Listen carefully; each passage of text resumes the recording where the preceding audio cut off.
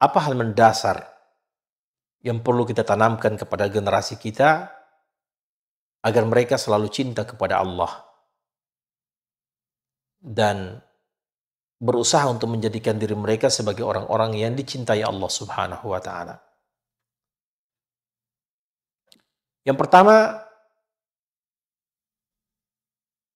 kita harus tahu bahwasanya Allah Subhanahu wa taala telah menurunkan seorang manusia yang sempurna dalam kapasitas sebagai seorang manusia agar kita jadikan sebagai contoh teladan. Kita menjadikan seseorang sebagai figur yang dapat kita jadikan sebagai contoh keteladanan kita. Dialah Rasulullah sallallahu alaihi wasallam.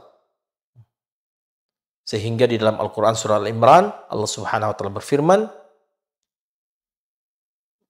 barang siapa, wahai Muhammad, katakan kepada mereka, apabila mereka cinta kepada Allah Subhanahu wa taala, fattabi'uni, ikutilah aku, yuhibbukumullah, maka Allah akan mencintai kalian.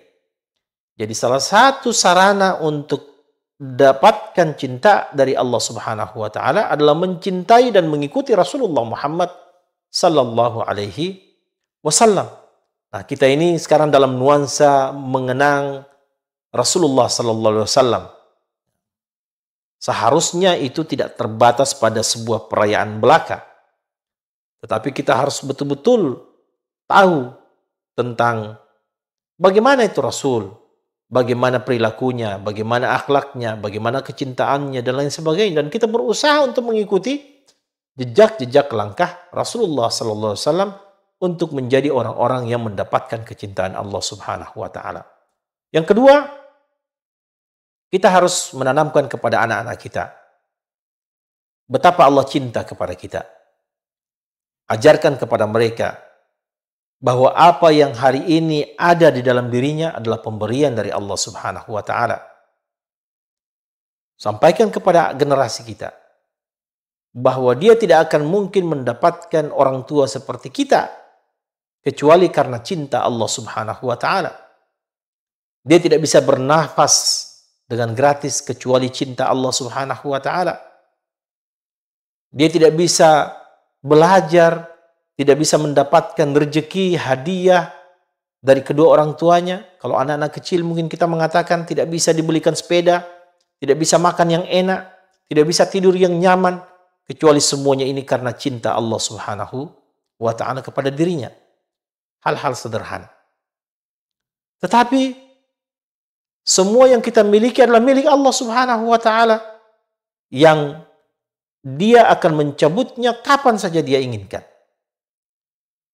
Tetapi untuk orang-orang yang beriman, Allah tidak akan mencabut atau mengambil pemberiannya dengan cuma-cuma, tetapi Allah akan membelinya dengan surga.